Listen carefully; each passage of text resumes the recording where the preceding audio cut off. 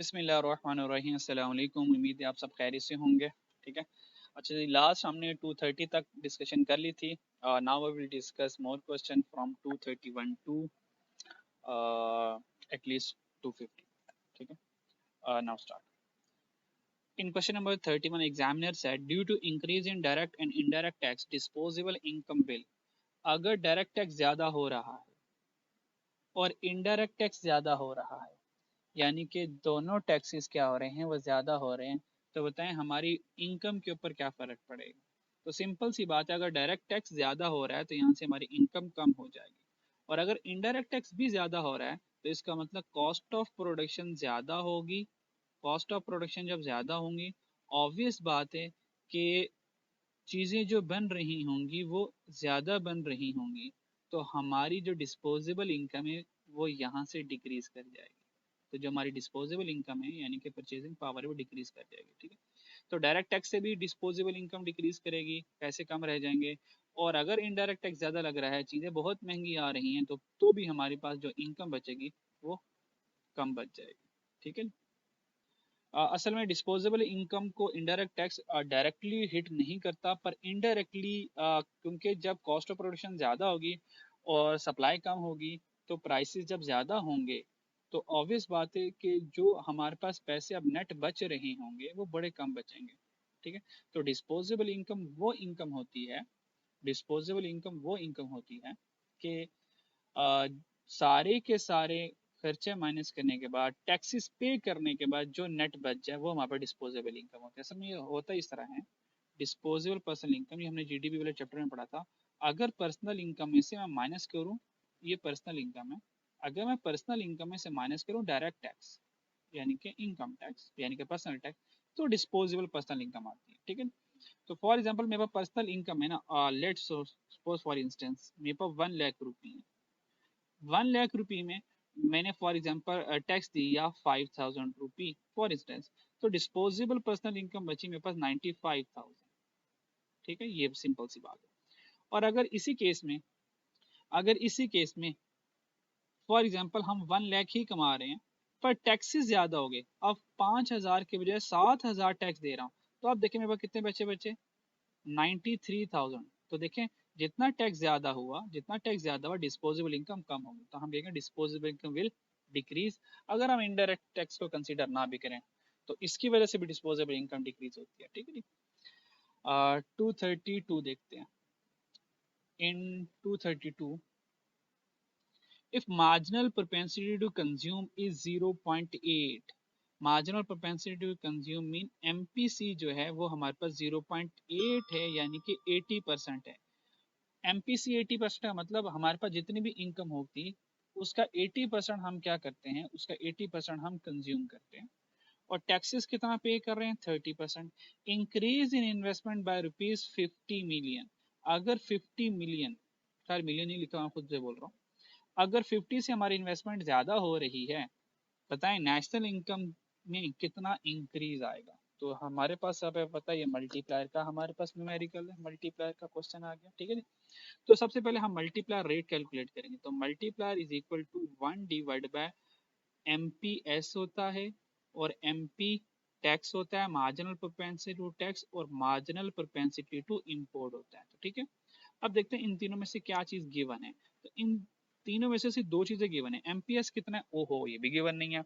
पर हमें बता, अगर एमपीसी 80% है तो रिमेनिंग जो एमपीएस होगा वो कितना परसेंट है, 20% होगा, क्योंकि टोटल हमेशा 1 होता है। तो एमपीएस आ गया 0.2। फिर इंपोर्ट नहीं है तो ठीक है, इंपोर्ट में कुछ नहीं लिखूंगा, लेकिन टैक्स है 30%, तो हमने लिख दिया 30% मीन 0.3। तो 1 बन गया, 1 डिवाइड बाई 0.5, तो आंसर क्या आ गया मेरे पास मल्टीप्लायर का, वो मल्टीप्लायर का आंसर मेरे पास 2 आ गया। ठीक है जी। अब मल्टीप्लायर 2 है, अब इन्वेस्टमेंट कितने से इंक्रीज हो रही है, 50 से, तो 2 को मल्टीप्लाई कर दूंगा 50 से, तो आंसर आ जाएगा 100। इसका मतलब अगर 50 से इन्वेस्टमेंट इंक्रीज हो और उस इन्वेस्टमेंट में 2 का मल्टीप्लाई लगे, यानी कि इस 50 की इन्वेस्टमेंट को हम 2 टाइम इंक्रीज कर देंगे, तो national income will increase by 100। तो नेशनल इनकम 100 से इंक्रीज कर जाएगी। इसको फर्दर और क्लेरिफाई करना है तो मल्टीप्लाई का फॉर्मूला ये होता है कि delta Y over delta I, ये मल्टीप्लाई का फॉर्मूला होता है। तो देखिए मल्टीप्लायर कितना था, 2 निकाला, तो यहाँ पर क्या आ गया हमारे पास 2 आ गया। और इन्वेस्टमेंट कितने से इंक्रीज हुई है, 50 से, तो यहाँ पर आ गया 50। तो ये हमें क्या चाहिए, नेशनल इनकम चाहिए। तो 50 को 2 से मल्टीप्लाई करेंगे तो चेंज इन नेशनल इनकम कितना आ गया, 100। तो इस तरीके से आप फर्दर और क्लैरिफाई कर सकते हैं अपने कॉन्सेप्ट को। अच्छा जी, नेक्स्ट देखते हैं। नेक्स्ट ये है 233 में, if the money demand curve is negative slope, अगर मनी डिमांड नेगेटिव स्लोप है and money supply is vertical, और मनी सप्लाई वर्टिकल है, then the rightward shift in money supply, अगर मनी सप्लाई राइटवर्ड शिफ्ट हो जाए तो बताएं क्या होगा रेट ऑफ इंटरेस्ट के साथ, यानी कि रेट ऑफ इंटरेस्ट इंक्रीज होगा या डिक्रीज होगा या इंक्रीज होगा। एंड टेम्पररी, और बताएं मनी सप्लाई में टेम्पररी क्या आएगा, यानी कि उसमें भी टेम्पररी का इंक्रीज आएगा या टेम्पररी डिक्रीज आएगा। तो एग्जामिनर ने यहाँ पे कुछ बताया नहीं है, लेकिन कोई मसला नहीं, हम खुद इस फिल इन द ब्लैंक्स को ब्लैंक नहीं रहने देंगे। ठीक है, तो सबसे पहले जब हमने क्वेश्चन पढ़ा तो बिल्कुल बाउंसर गया, ठीक है, बिल्कुल एरोप्लेन की तरह ऊपर ही गया, कोई समझ नहीं आई, पता नहीं क्या इतनी जज्बात में आके क्या क्या बातें कर गया हमसे। ठीक है जी, इस सारी चीज़ों को ज़रा सिंप्लीफाई करते हैं ताकि चीज़ें समझ आ जाएं। ठीक है, 233 को सॉल्व करने लगा। तो 233 में जैसे उसने क्वेश्चन का 1 बाय 1 वैसे मैं डायग्राम बनाने वाला हूँ और देखिएगा फिर उसे जिंदगी आसान हो जाती है। ठीक है नी, money supply, money demand negative slope है, तो देखें ये मनी डिमांड मैंने बना दी, ये मनी डिमांड आ गई मेरे पास negative slope, this is the money demand negative slope. फिर कह रहा मनी सप्लाई वर्टिकल है, तो ये हमने एक वर्टिकल डायग्राम बना ली, तो यहाँ पे बन गया मनी सप्लाई वर्टिकल बन गया। The rightward shift in money supply, अगर मनी सप्लाई राइटवर्ड शिफ्ट हो जाए तो क्या होगा वो देख लेते हैं जरा। ठीक है जी, अच्छा ये डायग्राम यहाँ पे बहुत कंजस्टेड बन रही है, तो हम जरा खुले मैदान में आ जाते हैं। ठीक है, तो जरा ये वाला मैदान बड़ा नजर आ रहा है, यहाँ पर आ जाते हैं। ठीक है जी, तो this is the money demand and this is the money supply. ठीक है जी, अच्छा जी, अब यहाँ पे हो क्या रहा है, तो ये जो मनी डिमांड और मनी सप्लाई के इंट्रैक्शन से ये जो इक्विलिब्रियम आया, ये हमारे पास मार्केट में रेट ऑफ इंटरेस्ट होता है। ठीक है, ये रेट ऑफ इंटरेस्ट होता है। अब वो क्या कह रहा है कि राइटवर्ड शिफ्ट मनी डिमांड, नहीं ऊपर वाला सवाल सॉरी गया, हाँ, rightward shift in money supply, अगर मनी सप्लाई में राइटवर्ड शिफ्ट आ जाए तो ठीक है, राइटवर्ड शिफ्ट कर देते हैं। अब मनी सप्लाई को मैंने क्या किया, ये राइटवर्ड शिफ्ट कर दिया, ये देखें मनी सप्लाई को मैंने राइटवर्ड शिफ्ट कर दिया, तो ये मनी सप्लाई 1 बन गई। जैसे मैंने मनी सप्लाई को राइटवर्ड शिफ्ट किया तो चेक करें मार्केट में इक्विलिब्रियम बदल गया, अब इक्विलिब्रियम ये वाला बन गया, अब इक्विलिब्रियम ये बन गया E1। इस इक्विलिब्रियम पर चेक करें कि मार्केट में रेट ऑफ इंटरेस्ट क्या हो गया, डाउन हो गया, और मार्केट में मनी सप्लाई और आ गई है। ठीक है, और ये टेम्परेरी आई या परमानेंट आई जो भी है, तो क्योंकि एग्जामिनर टेम्परेरी के ऊपर जा रहा है, तो ये खैर मनी सप्लाई में जो राइटवर्ड शिफ्ट आ रहा था ना, अगर वर्टिकल में राइटवर्ड शिफ्ट आ रहा है तो ये पैसे परमानेंट आ रहे होते हैं, तो खैर वो टेम्परेरी कह रहा है तो मान लेते हैं कि टेम्परेरी ही है। वरना रीजन लॉजिक ये है, जब मनी सप्लाई वर्टिकल होती है और वर्टिकल में राइटवर्ड शिफ्ट आता है तो वो पैसे टेम्पररी नहीं आते इकोनॉमी में, वो परमानेंट आ रहे होते हैं। और ये जो पैसा परमानेंट आ रहा होता है ये प्रिंटिंग के जरिए आ रहा होता है। खैर ये फिर बाउंसर चले जाएगा, तो फिलहाल हम बैक टू द क्वेश्चन। अच्छा जी, तो रेट ऑफ इंटरेस्ट देखिए क्या हुआ, तो रेट ऑफ डिक्रीज, तो हम कहेंगे यहाँ पे रेट ऑफ इंटरेस्ट क्या होगा, डिक्रीज होगा। ठीक है, एक ही ऑप्शन करेक्ट हो गई। एंड टेम्पररी, और पैसा ज्यादा आ रहा है तो हम टेम्पररी को बस इग्नोर करेंगे, तो हम कहेंगे एंड यहाँ पे लिख देंगे इंक्रीज, इसका मतलब मनी सप्लाई ज्यादा हो जाएगा। तो ऑब्वियस बात है, जब मनी सप्लाई राइटवर्ड शिफ्ट हो रही तो मनी सप्लाई ज्यादा तो होगी होगी, और जितना मनी सप्लाई ज्यादा होगी उतना रेट ऑफ इंटरेस्ट कम हो जाएगा। ठीक है, ये था 233 का ऑप्शन। 234 भी इसी तरह ही है, तो हम इसी डायग्राम से 234 अब समझने लगे। ठीक है, अच्छा जी, और उसके लिए थोड़ा सा रश कम कर लेते हैं। अच्छा जी, मनी सप्लाई तुम चले जाओ, तुम्हारी जरूरत नहीं है, तुम्हारी जरूरत नहीं है, तुम्हारी जरूरत नहीं है, और तुम्हारी जरूरत, ओहो तुम कहाँ चले गए। अच्छा जी, मनी डिमांड कर ये आ गए। ठीक है जी, अच्छा अब वो कह रहा है, अच्छा जी फिर वो कह रहा है rightward shift of money demand, तो मनी डिमांड को राइटवर्ड शिफ्ट किया, तो देखिए जब मनी डिमांड को राइटवर्ड शिफ्ट करेंगे तो ये मनी डिमांड अपवर्ड चले जाएगी, तो this is shift in money demand upward.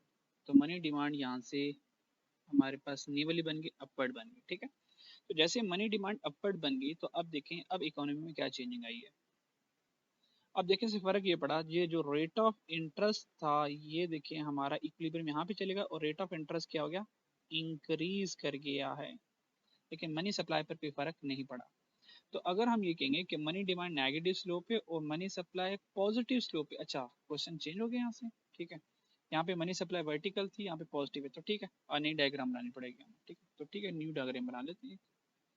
अच्छा जी,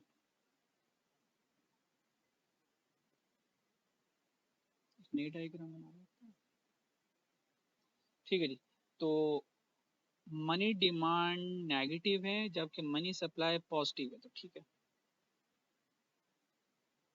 this is the money demand negative and this is the money supply positive, और ये हमारे पास इक्विलिब्रियम रेट ऑफ इंटरेस्ट आ गया और इक्विलिब्रियम यहाँ पे करेंसी आ गई, पैसे आ गए, ठीक है जी। अब हो क्या रहा है, उसने कहा money demand rightward shift of money demand, तो मनी डिमांड में राइटवर्ड शिफ्ट आ गया, तो ये मनी डिमांड में राइटवर्ड शिफ्ट लिया, ठीक है। तो ये मनी डिमांड में हम MD1 राइटवर्ड शिफ्ट लिख रहे हैं। जैसे मनी डिमांड में राइटवर्ड शिफ्ट आया तो देखिए हमारा इक्विलिब्रियम बदल गया, तो जैसे हमारा इक्विलिब्रियम बदल गया तो मार्केट में रेट ऑफ इंटरेस्ट देखें ज़्यादा हो गया, जबकि मार्केट में जो सप्लाई है वो भी ज़्यादा होगी। अब ये जो सप्लाई है ना ये टेक्निकली टेम्पररी, ये टेम्पररी सप्लाई है क्योंकि मनी सप्लाई भी पॉजिटिव स्लोप ही है, इसका मतलब एग्जिस्टिंग पैसा ही इकोनॉमी में इन हुआ है, ठीक है। अच्छा जी, तो जैसे मनी डिमांड को राइटवर्ड शिफ्ट किया द रेट ऑफ इंटरेस्ट, तो हम कहेंगे will increase will increase the rate of interest and also increase the amount of credit। अच्छा यहाँ पे अमाउंट ऑफ क्रेडिट था, तो ठीक है, तो अमाउंट ऑफ क्रेडिट भी क्या हो जाएगा, इंक्रीज हो जाएगा, ठीक है। वो इस वजह से होगा जैसे मनी डिमांड ज्यादा होगी तो लोग क्या करेंगे, पैसों की डिमांड ज्यादा करेंगे, तो जैसे पैसों की डिमांड ज्यादा करेंगे तो रेट ऑफ इंटरेस्ट ज़्यादा हो जाएगा, और जो अमाउंट ऑफ क्रेडिट है तो देखिए मनी डिमांड के ज़्यादा होने से तो मनी सप्लाई भी यहाँ पर ज़्यादा होगी, तो अमाउंट ऑफ क्रेडिट है वो इंक्रीज होगा, ठीक है। 235 देखते हैं। 235 में if reserve is fix to 20%, अगर रिजर्व रेशो 20% फिक्स है, गवर्नमेंट सेल सिक्योरिटीज और गवर्नमेंट सिक्योरिटीज सेल करती है 60 मिलियन की ओपन मार्केट में, तो बताएं मनी सप्लाई पर क्या फर्क पड़ेगा। ये वही क्वेश्चन है जो हमने क्वेश्चन नंबर 1 शुरू में सॉल्व किया वैसे, ठीक है। चेक कर लेना सबसे पहले, ठीक है जी। तो अगर रिजर्व रेशियो 20% है और सिक्योरिटी सेल की गई है 60 मिलियन, तो हमें पता है फॉर्मूला मनी मल्टीप्लायर का ये होता है 1 divided by reserve ratio. Reserve ratio कितना है 20% यानी कि 0.2, तो आंसर आ गया मल्टीप्लायर का 5। और सिक्योरिटी कितनी सेल की 60 से, तो उसको 60 से मल्टीप्लाई कर देंगे, इसका मतलब हमारे पास जो आंसर आ जाएगा मनी सप्लाई विल 300, तो मनी सप्लाई कितनी हो जाएगी 300, तो 300 कहाँ लिखा है, ये 300 चार्ली में लिखा है और डेल्टा में लिखा है, तो ये 300 तो हमें मिल गया, या तो चार्ली या तो डेल्टा सही। अब इंक्रीज या डिक्रीज के फैसले के लिए देखना है कि गवर्नमेंट सिक्योरिटीज को सेल किया गया है या बेचा गया। तो जब गवर्नमेंट सिक्योरिटी सेल की जाती है, जब भी हम कोई चीज़ सेल करते हैं बदले में पैसे लेते हैं, तो गवर्नमेंट सिक्योरिटी सेल करेंगे तो बदले में इकोनॉमी से पैसा लेंगे, तो इकोनॉमी में पैसा कम रह जाएगा, यानी कि मनी सप्लाई डिक्रीज हो जाएगी, तो हमारे पास जो ऑप्शन बनेगा वो डेल्टा बनेगा, ठीक है जी। 236 देखते हैं। Dash are the financial institution that provide banking and other financial services to its customer, नहीं सिर्फ मेंबर। तो मेंबर को जो सर्विसेज प्रोवाइड की जाती हैं वो सिर्फ एक ही बैंक करता है, वो कोऑपरेटिव बैंक करता है, तो कोऑपरेटिव बैंक सिर्फ अपने मेंबर्स को सर्विसेज प्रोवाइड कर रहा होता है, ठीक है जी। और ये बैंकिंग वाले चैप्टर में से 237, 237 में if the exchange rate is fix, अगर हमारे पास एक्सचेंज रेट फिक्स है and the balance of payment is surplus, और बैलेंस ऑफ पेमेंट सरप्लस पे चले गया, then the price and money income will rise, तो ये बात ट्रू है या फॉल्स है, तो अब हमें ये देखना पड़ेगा। अगर एक्सचेंज रेट फिक्स है, एक्सचेंज रेट के ऊपर कोई फर्क नहीं पड़ रहा, और बैलेंस ऑफ पेमेंट सरप्लस है, बैलेंस ऑफ पेमेंट सरप्लस कब होगा, ऑब्वियस बात है जब एक्सपोर्ट ग्रेटर देन इंपोर्ट, और जब एक्सपोर्ट ग्रेटर देन इंपोर्ट है ये इंडिकेशन दे रहा है कि इकोनॉमिक ग्रोथ हो रही है, यानी कि एग्रीगेट डिमांड ज़्यादा हो रही है। और जब एग्रीगेट डिमांड ज़्यादा होगी तो एग्रीगेट डिमांड के ज़्यादा होने से इकोनॉमी में इन्फ्लेशन यानी कि प्राइसेस ज़्यादा हो जाती है, तो प्राइस विल राइज। ये तो बात ठीक है कि बैलेंस ऑफ पेमेंट के सरप्लस होने से प्राइसेस राइज होंगी। अब ये देखना कि मनी इनकम, क्या मनी इनकम भी राइज होगी? तो हम ये कहेंगे कि अगर एग्रीगेट डिमांड ज़्यादा हो रही है तो ऑब्वियस बात है लोगों के पास पैसे भी ज़्यादा आ रहे होंगे, लोगों की इनकम भी बढ़ रही होगी। ठीक है, क्योंकि एग्रीगेट डिमांड ज़्यादा होने से इकोनॉमिक ग्रोथ होगी, एम्प्लॉयमेंट भी बढ़ रही होगी, तो एम्प्लॉयमेंट से लोगों के पास पैसे आ रहे होंगे, तो बैलेंस ऑफ पेमेंट अगर सरप्लस है तो इकोनॉमी में आहिस्ता आहिस्ता प्राइसेस भी बढ़ती जाएंगी और मनी इनकम भी बढ़ती जाएगी। ठीक है जी, क्योंकि बैलेंस ऑफ पेमेंट के सरप्लस होने से डिमांड फुल इन्फ्लेशन आती है तो प्राइसेस ज़्यादा होंगी। तो ये बात ट्रू है। क्लियर? 238 देखते हैं। Which of the following is a tool for loose या लाइट?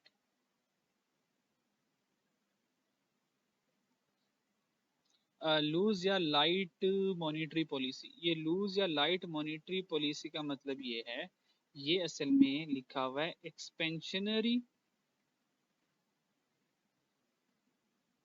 Expansionary monetary policy. बताएं इनमें से कौन सी दो एक्सपेंशनरी मॉनेटरी पॉलिसी के टूल हैं? तो आपको पता है एक्सपेंशनरी मॉनेटरी पॉलिसी कहता ही यही है कि रेट ऑफ इंटरेस्ट कम कर दो और मनी सप्लाई को बढ़ा दो, तो ये कहता है। तो एक्सपेंशनरी मॉनेटरी पॉलिसी से क्या इंक्रीज होगा मनी सप्लाई? बिल्कुल इंक्रीज होगा money supply. Alpha option correct है। Increase service requirement. Service requirement का मॉनेटरी पॉलिसी से कोई ताल्लुक नहीं है। Monetary policy rate of interest और क्रेडिट कंट्रोल के जरिए मनी सप्लाई को इन्फ्लुएंस करती है, कंट्रोल करती है, चेंज करती है, और मनी सप्लाई के चेंज होने से ऑब्वियस बात है एग्रीगेट डिमांड चेंज होता है। Buying security in open market by central bank.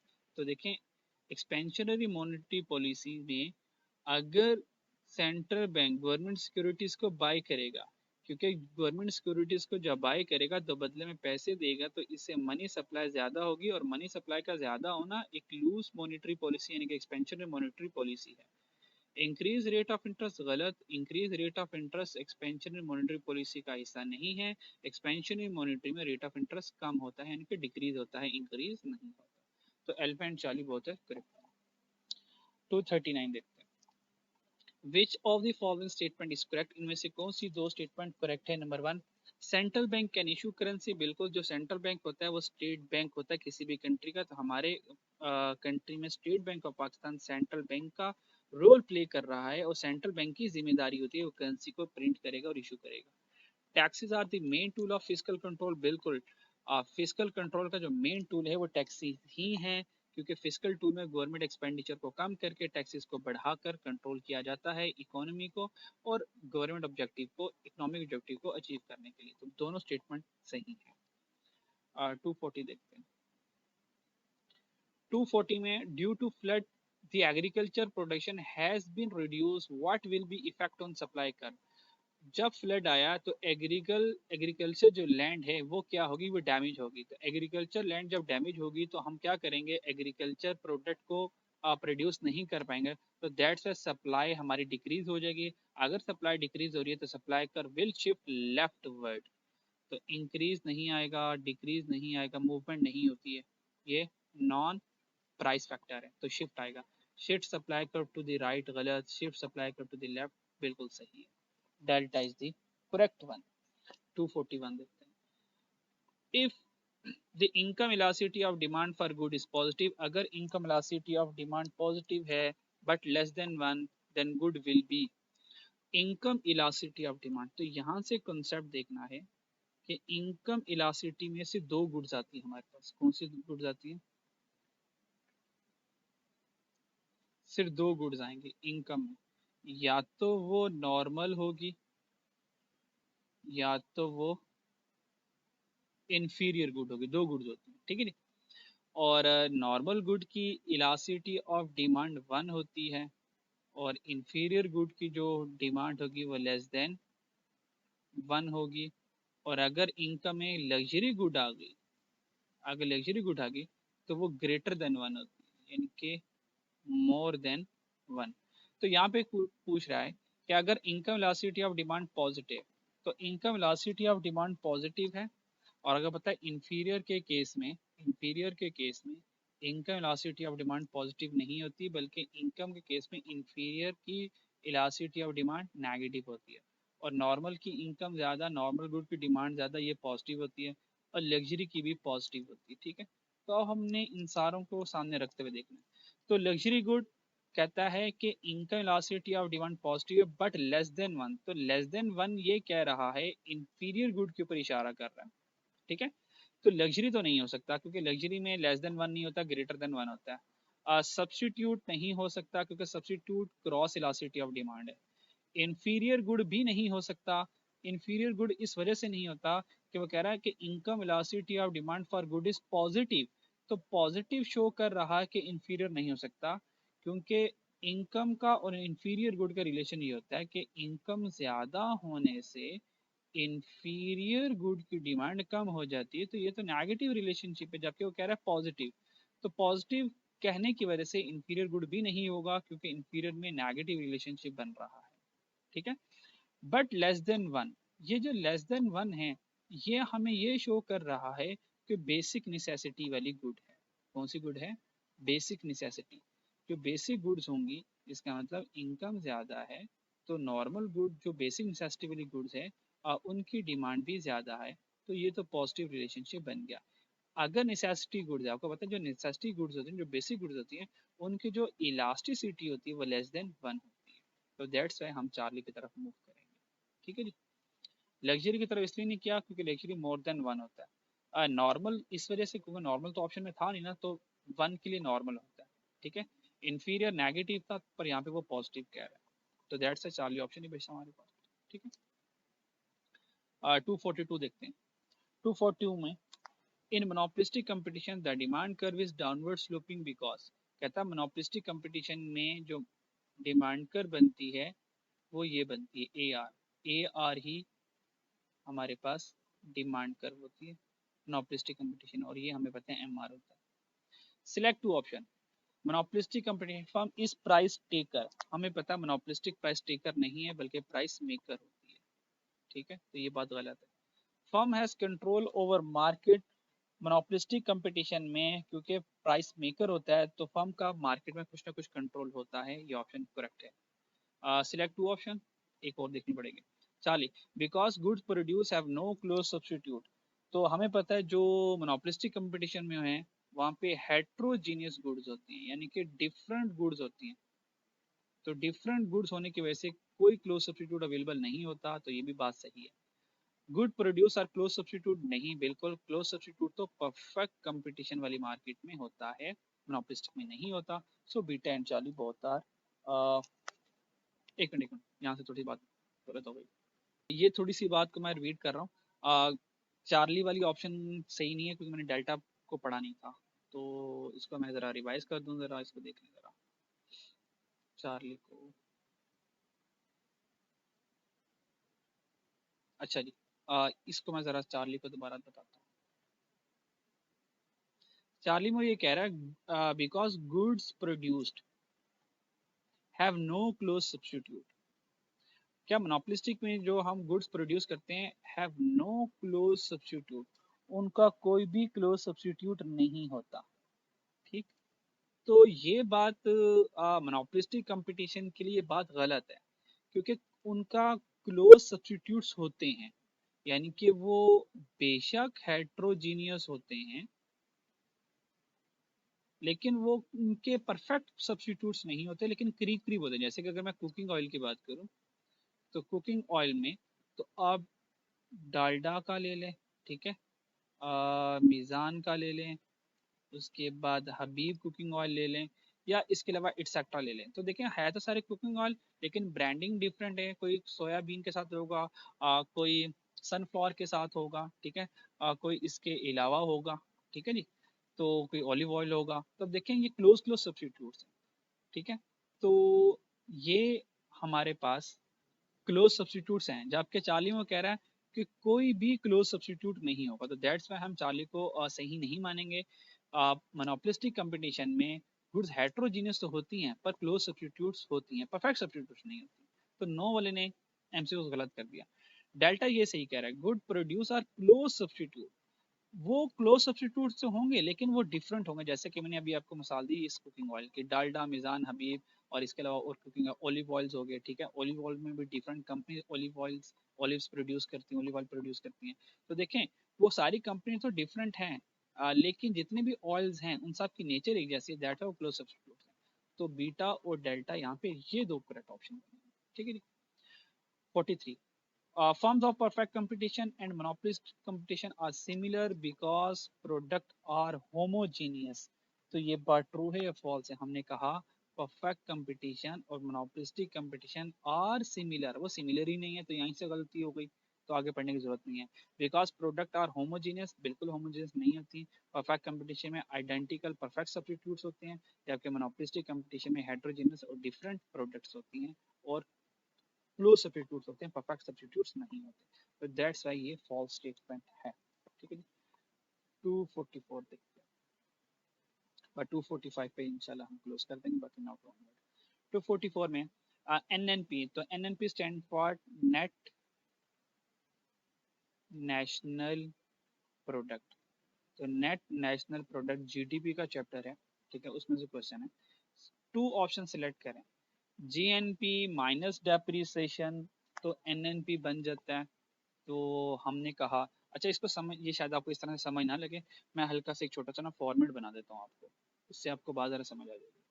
असल में हमारा फॉर्मेट में होता है, तो हमारे पास सारी कैलकुलेशन के बाद ये जीडीपी कैलकुलेट हमने की होती है, ठीक है। जो जीडीपी कैलकुलेट कैसे हुई होती है, सी प्लस आई प्लस जी प्लस एक्स माइनस एम से ये जीडीपी आ गया। तो जीडीपी में ना हम ऐड करते हैं नेट फॉरेन इनकम, तो नेट फॉरेन इनकम को नेट प्रॉपर्टी इनकम भी कहते हैं। तो हमने किए, फॉर एग्जांपल जीडीपी आ गया, इसमें नेट फॉरेन इनकम हमने ऐड किया, तो जीडीपी से हम कहाँ पहुंच गए, जीएनपी पर पहुंच गए। तो हम पहुंच गए जीएनपी पर। इस जीएनपी पर हम क्या करते हैं, माइनस करते हैं डेप्रिसिएशन। जब हम डेप्रिसिएशन माइनस करते हैं तो हम पहुंच जाते हैं एन एन पी पर। तो ये हमारे पास एनएनपी आता है, लेकिन ये सब कुछ मार्केट प्राइस पर आ रहा होता है, ठीक है। तो इसमें से हम क्या करते हैं फर्दर, हम माइनस करते हैं इनडायरेक्ट टैक्स और ऐड करते हैं सब्सिडी। टैक्सेस माइनस किए और सब्सिडी ऐड किए, तो ये हमारे पास बन जाएगा net national product factor cost per, जो हमारी ट्रू नेशनल इनकम होती है, ठीक है। तो ये हमारे पास इस तरह से बनती है। अब इसको सामने रखते हुए देख लेते हैं, जीएनपी में से डेप्रिसिएशन माइनस करें, तो देखें जीएनपी में डेप्रिसिएशन माइनस करें तो एनएनपी आ गया। अब एनएनपी उसने नहीं बताया हुआ, तो हम भी हम जर्नल रहेंगे, तो ठीक है, ऑप्शन अल्फा करेक्ट है। तो देखें जीएनपी में से डेप्रिसिएशन माइनस करें तो एनएनपी पर आ जाता है, वो मार्केट प्राइस है, फैक्टर कॉस्ट से कोई फर्क नहीं पड़ता, तो ऑप्शन अल्फा करेक्ट है। फिर जीडीपी में, ये कहाँ चले गया, जीडीपी में ऐड करें नेट इनकम फ्रॉम अब्रॉड और माइनस करें डेप्रिसिएशन, तो क्या एनएनपी आ रहा, चेक करते हैं। जीडीपी है, देखिए ये जीडीपी है, तो इसमें एनएफआई यानी कि net income from abroad add किया, तो उन्होंने भी ऐड किया हुआ। तो उसके बाद देखिए माइनस डेप्रिसिएशन करके एनएनपी आता है, तो देखिए माइनस डेप्रिसिएशन करेंगे तो एनएनपी आ गया। इसका मतलब बहुत ऑप्शन अल्फा और बीटा दोनों करेक्ट यही होगा। तो दो ऑप्शन करेक्ट करनी थे, दोनों मिल गए अल्फा बीटा, ठीक है। तो बाकियों को देखने की जरूरत ही नहीं है, ठीक है। देख भी लें, करेक्ट ही बनेंगे, इनकरेक्ट बनेंगे। Last MCQ 245, if the planned injection from circular flow of income less than, यानी कि जो इंजेक्शन है वो लेस है किससे, लीकेजेस से, विड्रॉल से। इसका मतलब हमारी नेशनल इनकम डिक्रीज हो रही है अगर हमारी नेशनल इनकम में इंजेक्शन कम है। तो इंजेक्शन में क्या क्या आती हैं, इन्वेस्टमेंट्स आती हैं, और इंजेक्शन में क्या क्या आती हैं, इंजेक्शन में हमारे पास आती हैं सब्सिडीज आती हैं, और इंजेक्शन में क्या क्या आएंगे, गवर्नमेंट एक्सपेंडिचर आएंगे, और हमारे पास यहाँ पर एक्सपोर्ट्स आ जाएंगे। तो ये हमारे पास इंजेक्शन है, और लीकेजेस में हमारे पास सेविंग्स आ जाती हैं, टैक्सेस आ जाती हैं, और इंपोर्ट्स आ जाती हैं। तो अगर इंजेक्शंस कम है, सेविंग बहुत ज़्यादा लोग कर रहे हैं, टैक्सेस बहुत ज़्यादा पे करने पड़े, पैसे नहीं बच रहे, इंपोर्ट ज़्यादा हो रही है, इसका मतलब हमारी नेशनल इनकम डिक्रीज कर रही है, ठीक है जी। होप सो आपको ये समझ आ चुकी है। अगर नहीं तो फिर हम मैं सर्कुलर फ्लो ऑफ इनकम का ये कॉन्सेप्ट है, तो फिर ये फर्दर एक्सप्लेन कर दूंगा एक सेपरेटली, ठीक है। तो इंजेक्शन का मतलब होता है कि हमारे सर्कुलर फ्लो ऑफ इनकम से पैसों का जाना, इसका मतलब सॉरी, इंजेक्शन का मतलब होता है कि हमारे फ्लो में पैसे आना। तो जो पैसों का इनफ्लो है ना, तो इस वक्त जो इनफ्लो है वो कम है, जबकि आउटफ्लो जो है वो ज़्यादा है। तो इसका मतलब हमारी नेचुरल इनकम डिक्रीज करेगी। ठीक है, तो नेक्स्ट चला इससे ऑनवर्ड, नेक्स्ट सीरीज में डिस्कशन करेंगे। अपना ख्याल रखिएगा।